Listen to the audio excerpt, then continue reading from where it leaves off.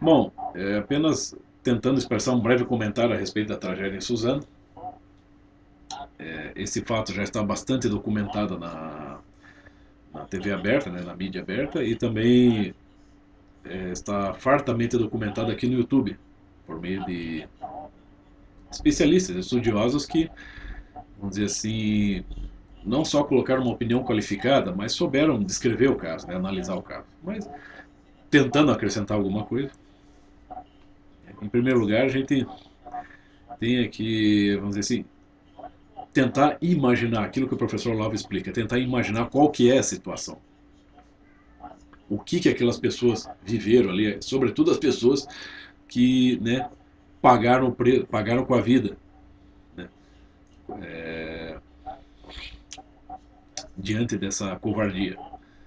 E também dizer, tentar imaginar o que, vamos dizer, pode levar as pessoas a, vamos dizer, decidir cometer esse tipo de crime.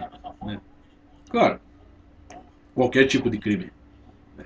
Vamos dizer, que tipo de motivação a pessoa pode ter para cometer um crime, seja ele qual for. Vamos dizer assim, é óbvio, como o Bené Barbosa deixou bem claro, é óbvio que a lei não vai segurar as pessoas.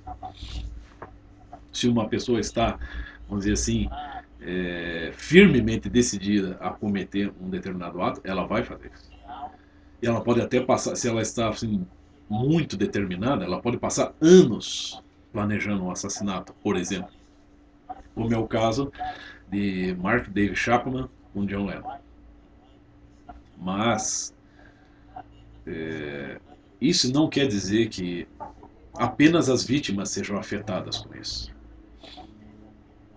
Quando o professor Olavo explica que os 10 mandamentos não são uma convenção social, mas sim algo estrutural no ser humano, ele está, vamos dizer assim, tentando chamar a atenção das pessoas para uma realidade muito mais profunda, muito superior à mera superfície, né, da vida. Por exemplo, quando Caim mata Abel, no que Caim se transforma? Tal como está descrito ali no Velho Testamento. Como é que o que passa a ser a vida do Caim dali para frente? Senão um sucessivo uma sucessiva sufocação da consciência moral. Pega ali no próprio na literatura clássica, no Dostoiévski. Qual é o estado de espírito do Raskolnikov antes e depois dele cometer o assassinato? Isso afeta todo mundo. Né? E nesse caso, aí, vamos dizer assim, essa chacina aí, em Suzano, o que os caras fizeram? Eles se suicidaram. Né? Ou seja, eles são, vamos dizer, aquele último grau da covardia. Né? Não aguentam a punição, não acreditam em nada, então decidem destruir a vida dos outros e depois destruir a sua. Né? Ou seja, para não ter que pensar sobre isso, para não ter que sofrer a punição, para não ter que conviver com isso. Né? É mais ou menos assim que funciona. Mas todo assassino, salvo um psicopata, ele tende a sofrer muito e ele tende a, vamos dizer assim, a vida dele tende, a qualidade de vida tende a decair muito depois disso. Por quê? Porque aquilo percebe, se a pessoa tem um mínimo de consciência moral que ela não consegue sufocar, aquilo tende a perseguir ela pelo resto da vida. E a lei está aí justamente para segurar esses impulsos. Né? E os 10 mandamentos estão ali justamente para alertar que, cuidado, que você vai destruir os outros e vai destruir a si mesmo. Hum? E a mídia apelou, engraçado, até o pessoal mais, vamos dizer, mais à direita, você vê até nos Pingos nos Is, eu estava assistindo um, eles decidiram, né, comentando durante quase todo o programa sobre essa tragédia, no final decidiram ainda exibir algumas imagens da câmera de segurança, em que mostra ali o momento em que os rapazes entram na escola, entram no saguão da escola e começam a atirar nas pessoas. Isso é sensacionalismo, meu filho. Isso é querer chamar a atenção, isso é querer atrair público, isso é querer atrair, ganhar ibope e por conseguinte ganhar dinheiro. Tudo o que eles comentaram, seja no Pingo nos Is, seja em outros canais, foi mais ou menos isso. a mesma coisa, todos ali, claro, reprovando o ato, se compadecendo das vítimas, né? E, vamos dizer, tentando esclarecer o assunto de uma maneira ou de outra, vamos dizer assim, tentando deixar claro que, vamos dizer assim, puxando ali, o que acho que tem mesmo, que puxar a brasa para a questão do direito de se portar armas, né? Mas a coisa ainda ficou girando muito em torno da política. Ninguém conseguiu aprofundar isso num sentido moral, de acordo com, com as matérias que eu assisti. Né? Sobre a esquerda não tem nem o que comentar, né? É óbvio que eles já pegaram essa tragédia para transformar, como o chefe deles, o senhor Luiz Inácio faz, transformar isso em palanque político contra o governo Jair Bolsonaro. Basicamente assim, todo assassinato que ocorrer aqui no Brasil, né, desde que o Jair Bolsonaro assumiu a presidência, todo assassinato que ocorrer por meio de armas de fogo, sempre, na ótica da esquerda, vai ser culpa do Bolsonaro, né? Quer dizer, é um bando de gente alucinada. Então não tem nem o que comentar sobre o discurso da esquerda a esse respeito.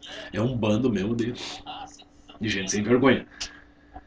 Mas o pessoal da esquerda, da direita, vamos dizer assim, o pessoal mais conservador, no meu entender, deixou a desejar, porque, primeiro, não se exibe esse tipo de imagem para se ganhar ibope, gente. Você está exibindo imagens de pessoas sofrendo. Não há necessidade, para comentar sobre essa tragédia, não há necessidade de se colocar as imagens e câmeras de segurança mostrando todo aquele horror. Porque você está pegando, você está se promovendo às custas do sofrimento dos outros, às custas da desgraça dos outros. Isso é errado, gente. É absurdo. Né? Seja com pessoas, seja com animais, seja o que for. E você tem que se dar conta de que todo o ato, né, todo crime, ele afeta não só o que está fora do criminoso, mas afeta o próprio criminoso. Né? E que as leis, elas têm na sua base algo muito mais profundo e religioso, como no caso ali dos 10 mandamentos.